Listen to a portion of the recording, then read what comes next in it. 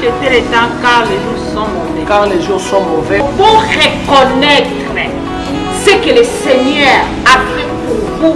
Donc, il y a moins de le Canada désert, mais tout bima kato sirmotaka, c'est parce que tu as Yesu.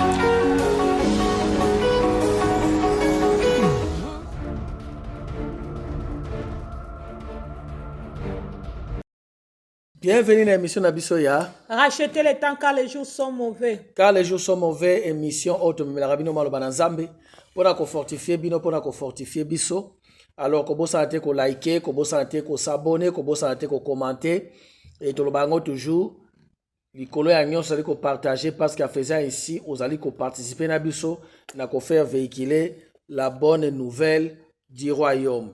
Soki posa na sujet moko e dérange ka oza na posa to lo belango. Adresse mail ezao ezoleka ana na se awa tindela biso email lobaki na comprendre ka sujet oyote. Nous allons prier par rapport à ça et to komema sujet wana na ko partager na biso. Alors avato banda to ko bondela Zambe to eko rendre gloire epai na yo papa to tiki moma ona maboko na yo libanda na yo kufa kati na yo lobiko kati na yo bomo. Seigneur na prié Zambe tika moko na moko akolanda maloba oyo azwa makasi Nzambe azwa décision ya sika to pamboli yo Nzambe au nom glorieux de Jésus-Christ. Amen. Amen. Maman Mati tozolobela tozobanda sujet moko lelo o thème nango ezali ne t'éloigne pas de Dieu. Kokende musika ya Nzambe te. Quelle que soit circonstance. Parce que batu mingi bakanisaka koyana église yango koza pembe na Nzambe. Quelqu'un peut être dans l'église mais il est loin de Dieu. Quelqu'un peut servir Dieu sans Dieu. On ne peut pas croire que muto a terminé na chair azoko teya mais abomaka batu mais salaka makambo na ndenge na tu sers Dieu sans Dieu. Alors ndenge moko pe izana batu oyo bayaka église il prie mais aza musika na Nzambe. Alors il y a des circonstances qui misaka batu musika na Nzambe izana makambo ebele mais quelle que soit circonstance kokende musika na Nzambe te. Parce que loin de Dieu il y a des conséquences. Ataku te salami lelo te, ataku te salami lobi te. Maman Mati, Dieu bazaka na patience akobanda plan na ye lelo pour frapper yo dans 7 ans. Loba no Maman Mati. Pasteur, diable azana ba plan na ye ndenga jouelaka. 7 ans de temps soupe ko oza mokie pasteur. Azaka na patience moto ngalinga détruire mutu pasteur. Diable akoye baleka na 1 an abwaki loka graine moko semaska moko. Moko ka poto yozo vivre comme mona lokola eza vinanga. Mais ya yebi ke sa te semence wana. Donc yoko mona lokola vina yo mesani nango. Atiki otam soupe 2 ans ayeko bakisa mususu. Yango bibe zebenga za malin. Tango ayaka olakisa te kaza diable. Posoka yebi ka yende wana pasteur bato ebele bakoyeba pe ba okima. Kasi na loba ngo Maman Mati to loba ona maté à mon abi diable jamais ko yepa na bisao bonjour mon frère je suis le diable. Jamais. Agoloba jamais ndengwana. Loba na Maman Mati. Aoya jamais ndengwana. Azana patience ya ko détruire bien aimé. Ezana bato musu ndongo lobi pasteur circonstance salia comme musika na Nzambe. Pona ye Nzambe a décevoir ye. Pona ye nazaki na pose loko we Nzamba sa ilanga na moni yango te seke Nzamba zalaka na yete. Pona ye lokwa na lingaki na kende sika boye lokwa na sengaki Nzamba tambo sangai lokwa akoka na zumoni ke na tambola kite rataki seke Nzamba za na yete. Maman Mati eloko lobi wana il faut ozala asidi plonger na kata maloba na Nzambe jusqu'à ce que quel que soit ce qui arrive tu n'abandonnes pas Dieu. Yes. Et là kolobi wana ta nazara en Afrique du Sud na ngina voyager premier voyage nanga première tentative ya voyage bakanginga na koti prison na beta 2 mois na prison. Ta on a bimi déjà ta on a na prison ndeko moko ya église ayi kotalanga menga na yeba ete ayi kotalanga po ba akutalanga na ngate. Ta on a bimi après 2 mois na zongi nanga na église sikoyo imagine kosala na prison 2 mois mutu moko te ya église aetala yo pas parce que balingaki te mais parce que oyo ayaki na prison azwaki accès na ngai te nga mpe nayebaki te ke ayaki mais sans savoir ke ayaki to ayaki te après 2 mois na prison ntango nabimi classe ya liboso nakendaki na église sikoyo ntango tomati na ascenseur na immeuble ya église tozali na frère mibale na kati namoni ka frère moko azotala nga me aoloba eloko te tina tourne na terre nabi qu'est-ce qui ne va pas abi na nga pasteur ozongeli mpe soki oprie obiki na kamwa na comprendaki te akomi na niveau nini eloko nde koleke na mutu ke mpo na koti donc na mutu na nga na mituni question mais comment il peut imaginer ke mpo na koti prison 2 mois nde sikoyo esali ke efo na tika kosambela parce que ndenge oti koloba mama mati eza na bato batika nzambe mpo na circonstance moko ekomeli bango totanga verset mo na bible avant to commenter parce que sujet oyo ezali très important. Amen. Totanga na Ruth chapitre 1er à partir à verset 1er tina verset 5. Ruth 1 1er tina 5. Bible bi na bisobo. Du temps des juges, il y eut une famine dans le pays. Un homme de Bethléem, de Juda, partit avec sa femme et ses 2 fils pour faire un séjour dans le pays de Moab. Le nom de cet homme était Elimelech, celui de sa femme Naomi. Et ses deux fils s'appelaient Machlon et Kilion. Ils étaient Ephrasiens de Bethléem de Juda. Arrivés au pays de Moab, ils fixèrent leur demeure. Elimelech, mari de Naomi, mourut, et elle restait avec ses 2 fils. Ils prirent des femmes moabites, dont l'une se nommait Orpa et l'autre Ruth. Et ils habitèrent là environ 10 ans. Machlon et Kilion mourirent aussi tous 2. Et Naomi resta privée de ses 2 fils et de son mari. Puis elle s'éleva, et elle et ses 2 belles filles, afin de quitter le pays de Moab, car elle a appris au pays de Moab que l'Éternel avait visité son peuple et lui avait donné du pain. Nangato suka place wana. Mama mati bilobi ndeko oyo Elimelech abane kofanda na Bethléem de Juda. Et il arriva un jour famine beti na Bethléem lipa ezate. Parce que ça peut arriver, ce n'est pas parce que tozakati na Christ où Dieu nous a promis de bonnes choses que les complications ne vont pas arriver. Et quel mystère, maman Mati, lipa ezanga na Bethléem. Parce que Bethléem signifie maison du pain. Ou maison de pain. Ndaku ya mapa. Mais mapa ezangi. Et lokola kaka mapa ezangaki, Elimelech azui mwasi na ye Naomi, azui bana na ye mibale, abimi na pays ya terre promise. Po akene ko vivre na boka ya bapakano. Loba na o mamati. Pasteur attend au moni. Bisiko ba bengi maison de pain. Bisiko eza terre promise. Terre promise. Bisiko eza na ba bénédiction nyonso. Atiki yango. Pasteur na moni eloko mona tira o tokoko lobela na bana nzambe. Ce n'est pas ndongo lobi. Soki eloko ezangi ke nzamba za wana te. Parce que bisika o ezalaki déjà na nubango ezaki esika ona ezaki béni. C'est pas tant tozolu ke loko ezate na moment wana ke nzambe pas zate. Ce n'est pas parce que tozolu ka eloko moko nzamba saila biso que tomoni esalamite ke nzamba zate. A tomoni nzale kota ki na kati ya mboka wana. Mais mboka o ba bengi Bethlehem. O elakisi maison ya mapa. Mais ezanga ki na tango wana mapa. Ezangi mapa. Mais maison ya mapa. Bien aimé. okoki kozanga eloko mais ce n'est pas que nzambe azangi pai na yo.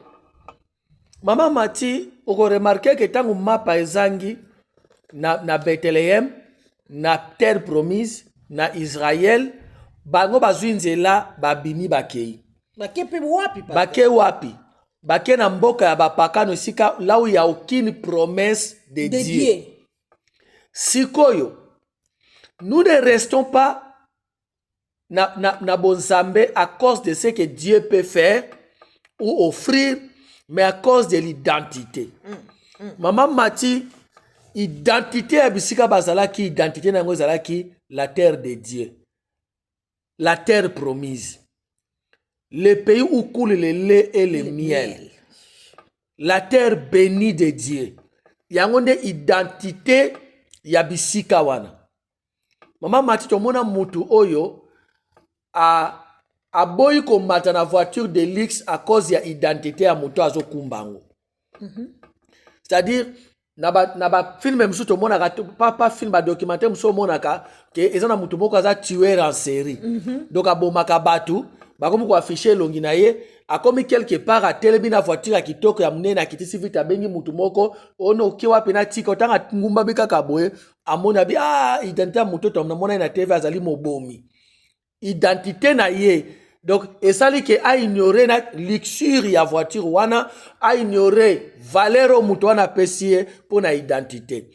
L'identité en na Bethlehem ezaki Bethlehem terre promise, maison de paix. Même si ezangaki, mais il faut rester là à cause de l'identité ya bisika wana. Elimele kazu mwasi na bana bakei. Maman Mati combien de gens à cause de la souffrance azongeli kindumba.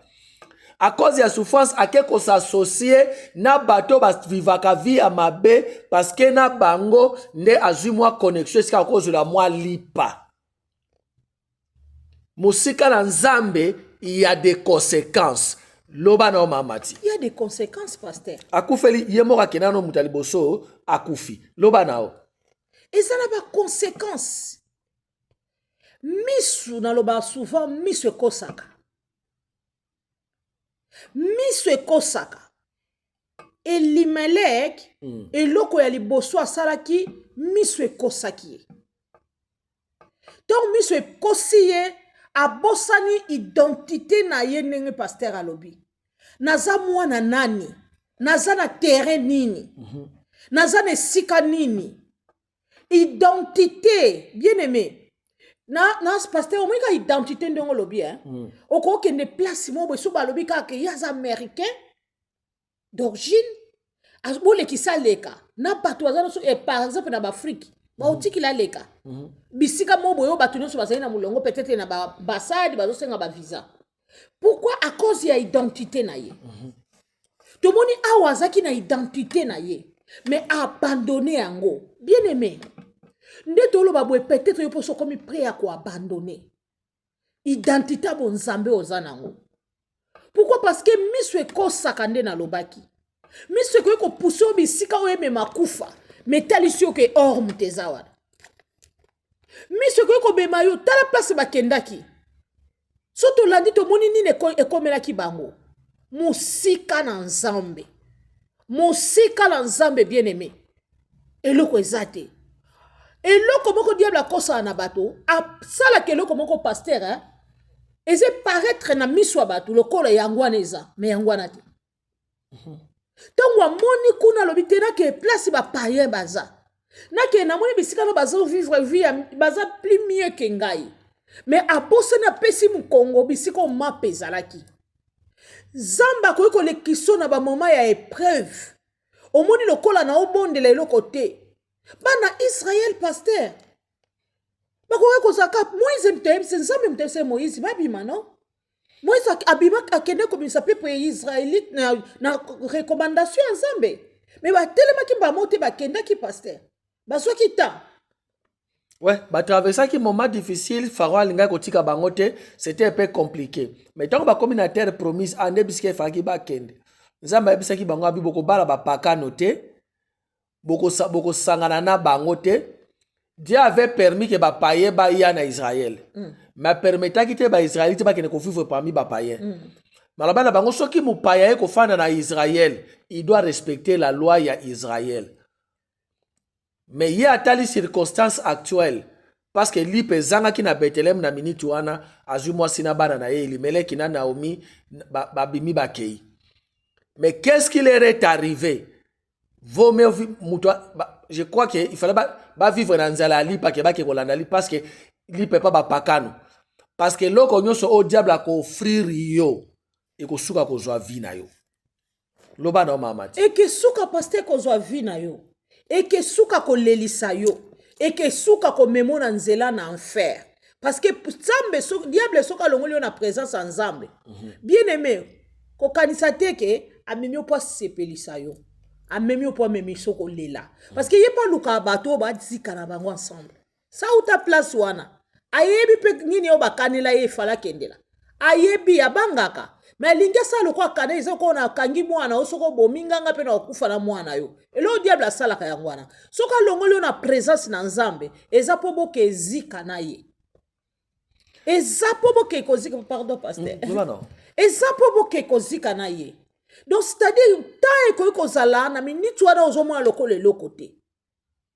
Ce n'est pas que soko mo lokole lokote ke Nzamba za wana te. So na lobela ki exemple ba na Israël bazwa ki ta Nzamba za ki na bango. C'est pas que ce que je vois tant que présence en Nzamba za wana te. Non. Eza toujours wana. Mais Nzamba lingi to yeba ke identité ni tozanango. Parce que toujours perdre d'identité na biso, ba na Nzambe bele ba perdre d'identité na bango pasteur. Pour na misumte kosi bango.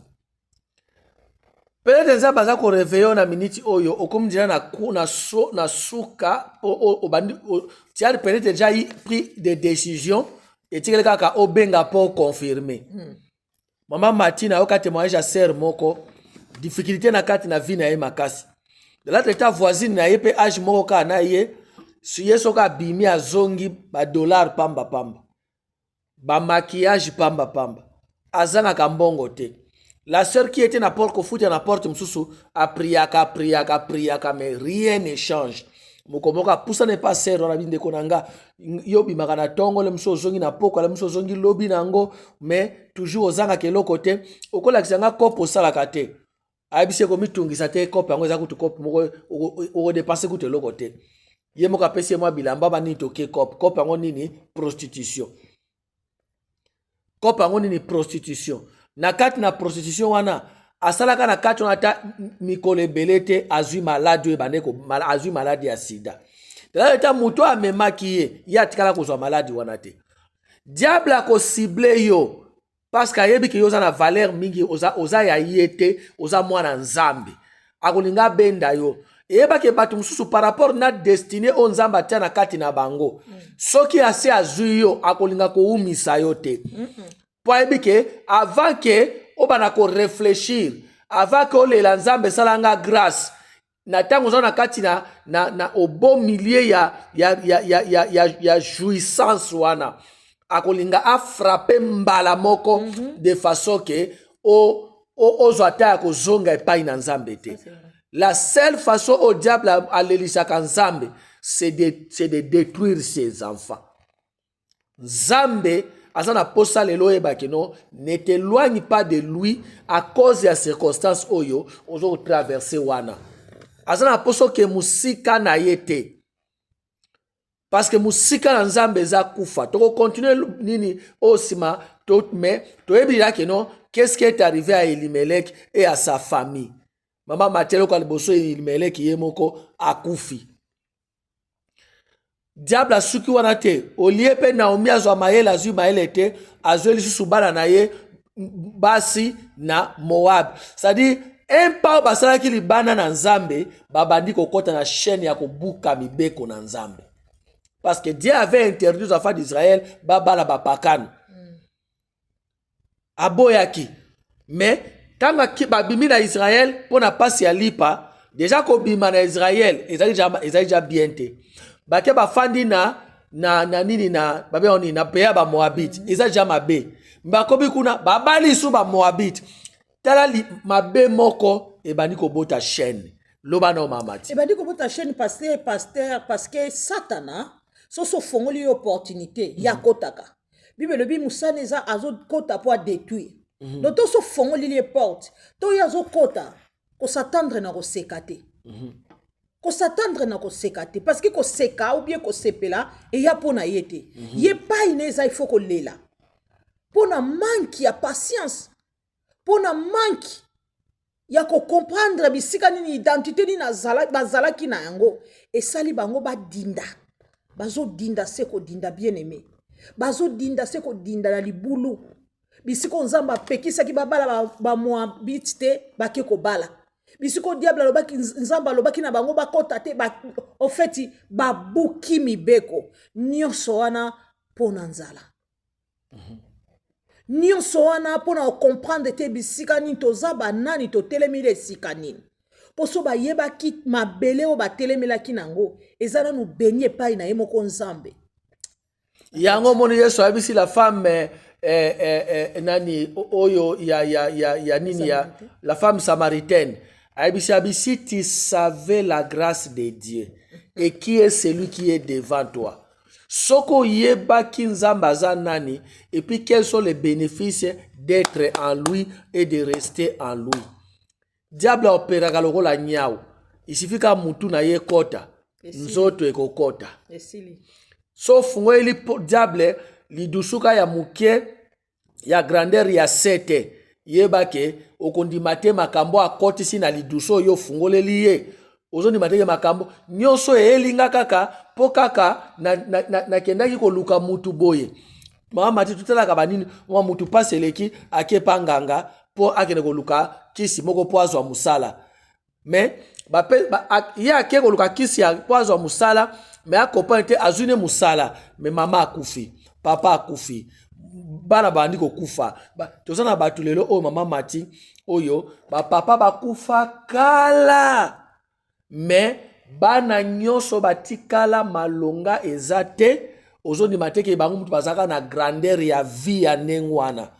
Pourquoi? Parce que papa kende kosimba eloko moko nde babela na anglais et sac et aspirer na bana restaurant satana restaurant satana facture esila ate facture esila kate donc aopesa facture awa abombi ya munene na sima tango sisi kolia ndaye koyebisoki na bosanaki biloko wana ezalaki $10 te ezalaki mpe na nini boye na nini boye na nini boye na suka lango esali catastrophe loba tosukisa mama mati mpona lelo. Bien aimé mpona kolamusa biso kaka nzambe alingi nga na yo toyoka liloba oyo po tocomprendre ke mosika na ye eloko eza te tala ntina toza na posa topersévérer na se na makolo na nzambe. Peut-être na minute onde pasteur alobaki okomaki déjà prêt ou prête ya okende sika wana ya osalela conseil wana bapesaki yo otika nzambe po ozomona lokola neti te me nalobi na yo mosika na nzambe vie eza te. Nzambe alingi tokota na bandako na bino na mitema na bino na nzela batelefone po toloba na bino ki mosika na Yesu eza kufa. Mosika na Yesu eza kufa. Ne mets jamais les doigts dans la bouillie du diable parce qu'on paye cher. To komi na suka to continuer même enseignement oyo to même sujet oyo la semaine prochaine. To bondeli Nzambe na kombo na Yesu Masia tozana kondima ke maloba oyo Nzambe eko arrêter décision mutu moko azwaki eko arrêter plan ya mabe machiavélique que quelqu'un avait pris. Seigneur mon Dieu mon roi na bondeli Nzambe maloba oyo Seigneur et arrêter décision moko o mutu moko akomangi na suka lingiazwa o pasteur moko akomangi na suka lingiazwa Nzambe na bikamwa na bondeli Seigneur sunga moko na moko Nzambe tofana na sena makolo na yo quelle que soit difficulté au nom glorieux de Jésus-Christ. Amen. Amen. God bless you. God bless. Bye bye. Bye bye. Bye bye. Rachetons les temps, car les jours sont mauvais. Nul ne peut servir de maître à la fois. Décide qui tu veux suivre.